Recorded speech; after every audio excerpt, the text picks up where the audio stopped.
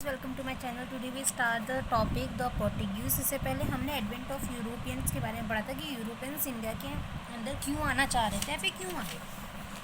तो हमने उसमें देखा था कॉन्स्टेंटिनोपल का ओटोमन टर्क ने कैप्चर कर लिया था। दूसरा जो रीज़न था वो इंडिया को अट्रैक्ट कर रहा था towards the European for gold and spices. Indonesia को भी कर रहा था। एंड थर्ड रीज़न वाज जो भी वहाँ की लैंड और सी रूट था, मतलब रेड सी, बाल्टिक सी तो नहीं, रेड सी, और अपना दूसरा कौन सा था, अरे यार, पर्शियन गल्फ। ये वाला अरब मर्चेंट्स जो थे उनने अपनी मोनोपोली जता ली थी। तो इस वजह से इन सब चीज़ पे करने की वजह से रेट बहुत बढ़ रहा था आइटम्स के ऊपर यूरोप के लिए। तो उनने सोचा कि हमने एक नया रूट डिस्कवर करते हैं जो कि सी रूट बना, जो कि हम बाद में देखेंगे। देखा हमने नहीं देखेंगे, सॉरी, अभी कहाँ देख लिया। तो हमने वो कैसे इन लोगों ने कैसे डिस्कवर किया यूरोपियन से, वो सब के बारे में पढ़ेंगे। तो पहले जो डिस्कवर करने वाले थे वो थे हमारे नहीं, और अपने देश के Portuguese. First step is discovering trade route were taken by Portugal और स्पेन और पोर्टुगल दोनों ने जिम्मा उठाया था क्या करने के लिए, एक नए ट्रेड रूट को डिस्कवर करने के लिए। The merchants and navigator of Portuguese and Spain, sponsored and controlled by their government, began a great era of geographical discovery. अब अगर जिनकी सरकार उन्हें सपोर्ट करती है तो वो भी अपना अच्छा खासा एफर्ट्स लगा लेते हैं, किसके लिए, किसी भी चीज़ को डिस्कवर करने के लिए। तो फिर इनकी सरकार ने भी इनको कहा कि जा सिमरन तू ढूंढ के दिखा नया ट्रेड रूट। इनने करा इन द सेंस पोर्टुगीज ने करते, स्पेन ने नहीं किया था। 1494 में Columbus of Spain set out to reach India and discover America instead. तो स्पेन का जो वो थे, कोलंबस थे, वो इंडिया की डिस्कवर करने के जैसे अमेरिका को इंडिया को डिस्कवर करने गए थे, पर अमेरिका को डिस्कवर करके आ गए। वहीं जो वास्को डिगामा थे पोर्टुगल्स के, उनने discover a new and old sea route from Europe to India. Vasco da Gama ने ट्रेड रूट को डिस्कवर किया था। अरे काहे गिर रहा भाई, कहाँ से, यूरोप से इंडिया तक, ठीक है। Hence Portuguese were the first European to set foot in India with the quest of direct trade with India. तो पहले उनने कदम रखा था, ठीक है। Vasco da Gama sailed around Africa via Cape of Good Hope and reach Calicut. तो वो पहले अफ्रीका में जो केप ऑफ गुड होप पड़ता है वहाँ तक पहुँचे थे, फिर उसके बाद वो कैलिकट पहुँचे थे। वो कैलिकट खुद से नहीं आए थे, वहाँ के हमारे यहाँ के मर्चेंट थे, जो पायलट थे, वो वहाँ पे थे, अफ्रीका में किसी काम से गए होंगे। उनका नाम था अब्दुल मजिद। यहाँ पे देखो, यहाँ पे जैसे कि आपको बता दूँ मैं, Vasco da Gama 18 years after Bartholomew Dias वो कौन थे, चलो यहाँ से पढ़ते हैं, फिर यहाँ पे आएगा ना वो पढ़ लेंगे। कैलिकट पहुँचे थे। He return with a cargo which sold more for 60 times the cost of his voyage. तो जितना उनको खर्चा नहीं हुआ उससे ज़्यादा उनने कमाई कर ली, यानी कि जितना उनका खर्चा हुआ था पूरे अपनी जर्नी में, उसका 60 गुना ज़्यादा उन्हें प्रॉफिट हुआ था। कैसे हुआ था, जो वे इंडिया से सामान लेके गए थे वो सामान उनने 60 गुना ज़्यादा अमाउंट में बेचा। कहाँ पे, यूरोप में। However it was only in 1510 AD that Goa was captured from the ruler of Bijapur. जो गोवा किसके कैप्चर में था, बीजापुर के रूलर थे, उनके कैप्चर में था। Under the viceroyalty of Alfonso de Albuquerque, ठीक है। The Portuguese then establish their domination over the entire Asian coast, that is from the strait of Hormuz, Persian Gulf to the strait of Malacca and the spice island of Indonesia. तो Portuguese अब क्या चाहते थे, वो अपना domination चाहते थे। जिसके हाथ में कुछ लग जाए ना, फिर वो चाहते हैं कि मेरा ही बन जाए बस। तो वही वाला हाल है कि जब उनको पता चल गया ये नया ट्रेड रूट, अब उन्होंने सोचा कि भाई अब हम अपनी डोमिनेशन जमाएंगे। हद है भाई, कर लो तुम भी, दूसरों को भी करने दो। तो उन्होंने कहाँ का अपना डोमिनेशन चाहते थे, वो चाहते थे स्ट्रेट ऑफ हरमुज में, यानी कि पर्शियन गल्फ में, स्ट्रेट ऑफ मलक्का में और इंडोनेशिया में। Portuguese were known to carry rich cargoes of ebony, pearls, spicy drugs, polish. तो ये जितनी भी चीज़ थी वो क्या कर रहे थे, इसको लेके जा रहे थे और बहुत ज़्यादा महंगे दामों में बेच रहे थे। Events that led to the Portuguese arrival in India, क्या चीज़ थी जिसको पोर्टुगीज को मजबूर किया था इंडिया में आने के लिए? Right to navigate the sea, Paul Nicholas V gave Penrhyn Henry a bull in 1454, conferring to him the right to navigate the sea to the distant shore of Orient, more specifically as far as India. This was an attempt to fight Islamic influence and spread Christian faith. देखो क्या हुआ था, जो वो थे Prince Henry थे, ये राजा के बेटे थे, तो इनको अच्छी खासी नॉलेज थी नेविगेशन के बारे में, इनने पढ़ाई कर रखी होगी, ठीक है। तो 1454 में इनको कहा गया था कि आप ऐसा कोई रास्ता खोजो जो कि इंडिया तक जाता हो, ठीक है। और ये पहला स्टेप था किस, और पोर्टुगीज़ क्यों आना चाहते थे, उनका एक तो कमर्शियल पर्पस था, एक था क्रिश्चियनिटी को प्रमोट करना। वो चाहते थे कि इंडिया में नहीं, पूरे देश में अपने क्रिश्चियनिटी को प्रमोट करे, उसको सुप्रीम करे। इस्लामिक धर्म अपने इंडिया में तो मुग़लों का राज चल रहा था उस टाइम पे, तो वो चाह रहे थे वो इस्लाम धर्म को इन्फ्लुएंस ख़त्म करके या कम करके क्रिश्चियन का इन्फ्लुएंस या फिर फेथ बढ़ाया जाए। तो इसलिए उन्होंने कहा था कि भैया प्रिंस हेनरी आप क्या करो, वहाँ के जो राजा थे, कौन थे, पोप निकोलस फिफ्थ, उनने कहा था हेनरी को कि भैया आप ऐसा कोई रास्ता ढूंढो, ऐसा कोई नेविगेशन ढूंढो जो यूरोप से लेके इंडिया तक जाता हो। ट्रीटी ऑफ टोरडेसिलास 1494 में ट्रीटी हुई थी, साइन हुई थी किसके बीच में, पोर्टुगीज और स्पेन के बीच में। Under it Spain and Portugal divided.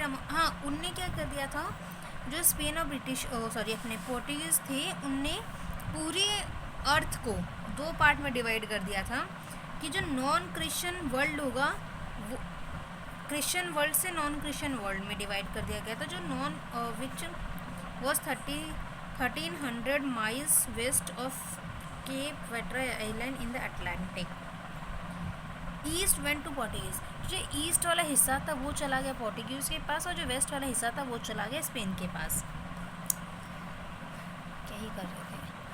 फिर बार्थोलोम्यू डियास 1487 में a Portuguese sailor rounded the Cape of Good Hope with the belief that found the route of India. तो बार्थोलोम्यू डियास को भेजा गया कि जाओ आप इंडिया को खोज कर आओ, नहीं खोज पाए थे। फिर उसके 10 साल बाद वास्को डिगामा आए इंडिया के अंदर, मतलब उनने रास्ता खोजा, देन खुद से ये भी नहीं खोज पाए थे, ठीक है, इनको मदद की ज़रूरत पड़ी थी। क्या हुआ था, an expedition of Portuguese ship headed out to India and arrived India in 1498 में। 1498 में वास्को डिगामा कहाँ आए थे, अपने इंडिया के अंदर आए थे, कैलीकट में पहुँचे थे इंडिया में 1498 में मई 17 को, with 3 ship led by Gujarati pilot Abdul Majid. किसकी वजह से, जो वो थे गुजराती पायलट वहाँ पे थे अफ्रीका में, उनने बोला कि वास्को डिगामा ने बोला भैया वहाँ जा रहे हो, इंडिया जा रहे हो, तो उन्होंने बोला हाँ, तो उन्होंने बोला कि आप हमें भी ले चलोगे, तो उन्होंने बोला चलो। तो अब्दुल मजीद की हेल्प की वजह क्या बोलते हैं, अब्दुल मजीद की हेल्प लेकर वो इंडिया पहुँचे, कौन, Vasco da Gama. Utilise the resource of India and ensure trade commerce. तो उनका बेसिकली मोटिव क्या था, जो भी इंडिया के रिसोर्स है उसको यूज़ करा जाए और एक ट्रेड दोनों कंट्री के बीच में इस्टेब्लिश कर दिया जाए। तो वहाँ के जो किंग थे, वहाँ के गुजरात के जो किंग थे समूथ्री, जिनको जैमुरीन मन्ना वेदा, उनका नाम क्या था, Manaveda, allow Portuguese ship to trade. उन्हें अलाउ कर दिया पोर्टुगीज़ की शिप को कि आप ट्रेड कर सकते हो बिंदास। पोर्टुगीज इम्पेरियल ऑफिसर्स पहले, फिर अब जब उनको परमिशन मिल गई कि आप ट्रेड कर सकते हो, तो उनने सोचा कि भाई वहाँ से आओ यूरोप से, फिर अपना क्या बोलते हैं, यहाँ से सामान मतलब आओ, फिर इंडिया में रहो, फिर सामान इकट्ठा करो, फिर जाओ। इससे अच्छा हम क्या करते हैं, वहीं पे कुछ लोग रख देते हैं ताकि हमारे ट्रेड की जो भी हम सामान लेंगे वो भी सेफ़ रहेगा, और वहाँ पे जब हम इंसान को रखने लगेंगे तो वहाँ पे हम अपनी फैक्ट्री बना लेंगे, फैक्ट्री इन द सेंस गोदाम बना लेंगे, जिसके अंदर जो भी हमें ट्रेड करने का सामान लेना है वो हम उसके अंदर रख देंगे। अभी वहाँ से हम उसको ट्रांसफ़र कर देंगे अपने मतलब अपनी शिप्स के अंदर, और वो शिप्स हमारी यूरोप में चले जाएंगी। तो इस वजह से क्या पहला गवर्नर आया था पेड्रो अल्वारेज कैब्रल, जो कि 1500 और एक साल मतलब 1 साल के लिए आया था। Voyage was taken under by Pedro Alvares Cabral in the trade in spices, navigate and establish a factory in Calicut. तो इसने जो पहली फैक्ट्री लगाई थी कहाँ लगाई थी? कैलिकट में लगाई थी। फैक्ट्री लगी थी 1500 के अंदर। This factory was attack by अर्चम मर्चेंट। ठीक है गाइस, सो पहली फैक्ट्री उनकी कैलिकट में हो गई, 1500 में उन्हें लगाई थी। This factory was attack bye Arab merchants. अब अरब मर्चेंट्स को पसंद नहीं आ रहा था कि भाई यहाँ पे पोर्टुगीज़ का इन्फ्लुएंस बढ़ रहा है, क्योंकि अगर उनका बढ़ेगा तो फिर उनको समझौता करना पड़ेगा। मतलब देखो, एक अकेला आपका राज हो, एक उसमें कोई और भी घुस जाए तो आधा आधा बांटना पड़ेगा, या फिर आपकी इन्फ्लुएंस कम हो जाएगी, उसकी बढ़ जाएगी। तो अरब मर्चेंट्स को ये चीज़ पसंद नहीं आ रही थी, उनने क्या कर दिया, इनकी शिप्स पे अटैक कर दिया। अब अरब कौन थे? इस्लाम वगैरह जो लोग थे, इस्लामिक लोग थे, वो होते हैं अरब्स। और अपने इंडिया में कौन चल रहे थे उस टाइम पे? रूलर अरब्स, मतलब इस्लामिक चल रहे थे, तो वो तो अरब का साथ देंगी।